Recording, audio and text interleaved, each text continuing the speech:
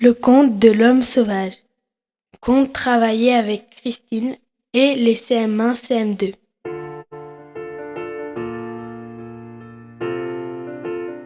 Autrefois, dans la campagne, vivait un homme sauvage. Il mangeait ce que la nature lui donnait. Depuis toujours, il vivait seul. Un jour, il est parti à la chasse. Et sur son chemin, il trouve un loup. Il était pris dans un piège posé par les hommes. Le loup lui dit « S'il te plaît, homme sauvage, aide-moi. » Et l'homme sauvage l'a délivré. « Oh, merci, homme sauvage. Si un jour t'as besoin de moi, appelle-moi. Et c'est avec plaisir que je viendrai t'aider. » L'homme sauvage continue son chemin. Il passe devant la rivière et il entend pleurer.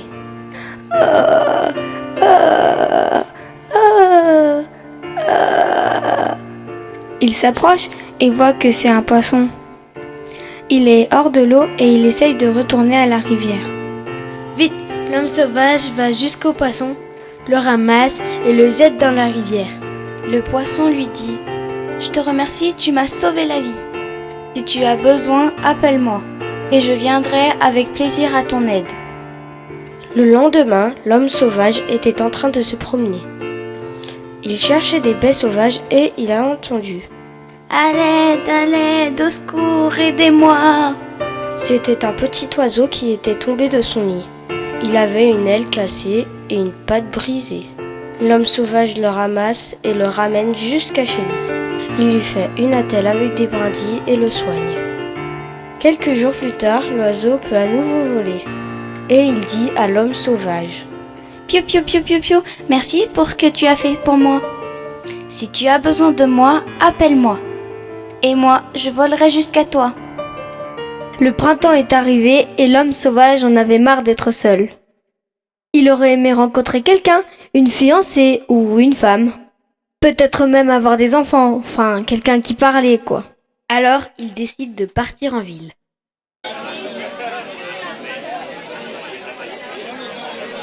Quand il arrive en ville, il y a des affiches partout. Le roi cherche un mari pour sa fille. Sur la place, il y a beaucoup d'hommes, tous venus pour la fille. Le roi prend la parole.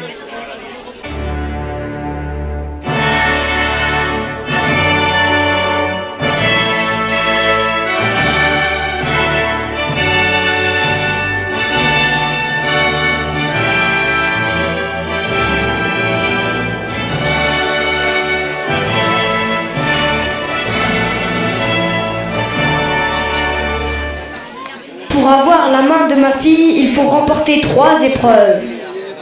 Déjà, la moitié des hommes sont partis. Ils ont trouvé ça trop compliqué.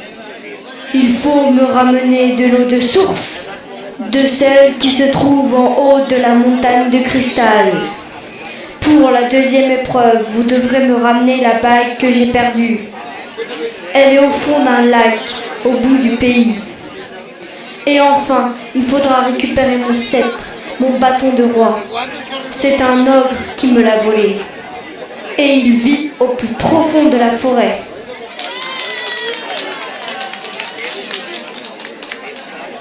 Cette fois-ci, la moitié des hommes qui restaient ont abandonné.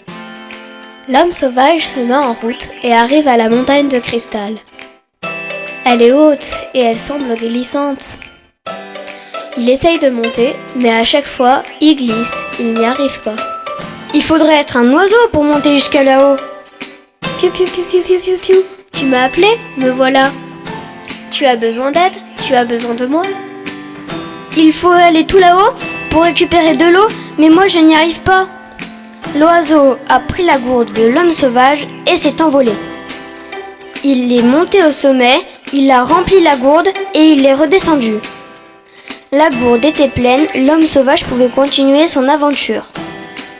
L'homme sauvage a marché jusqu'au grand lac de l'autre côté du pays. Il a scruté le fond, mais n'a rien vu. Pourtant, cette maudite bague devait être ici. Alors, il s'est déshabillé et a plongé. Impossible d'arriver jusqu'au fond. Le lac était trop profond et il n'y voyait rien. Oh, il faudrait être au moins un poisson pour voir quelque chose dans cette eau. C'est alors que le poisson est apparu. Tu as besoin de moi? Tu m'as appelé? L'homme sauvage a expliqué qu'il cherchait une bague. La bague du roi, celle qu'il avait perdue il y a longtemps. Le poisson a plongé et est allé chercher la bague au fond de l'eau. Il est remonté à la surface et dans sa bouche de poisson, il tenait une bague. C'était la bague du roi. L'homme sauvage a pris la bague et a continué son chemin. Il est parti en direction de la forêt pour aller chercher le sceptre. À peine était-il rentré dans la forêt qu'il entendait.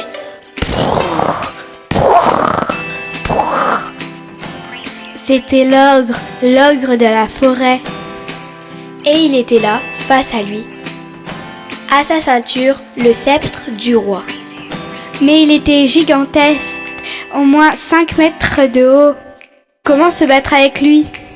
Il était trop grand, trop gros, trop fort. Il faudrait au moins être un loup pour le vaincre. C'est là que le loup est apparu. Tu m'as appelé, tu as besoin de moi? Toute la nuit, le loup a combattu. Morsure, coup de griffe. Le loup a fini par vaincre. Et l'homme sauvage a pu récupérer le sceptre. L'homme sauvage est reparti avec le sceptre, l'alliance et la gourde. Il est retourné jusqu'au château du roi.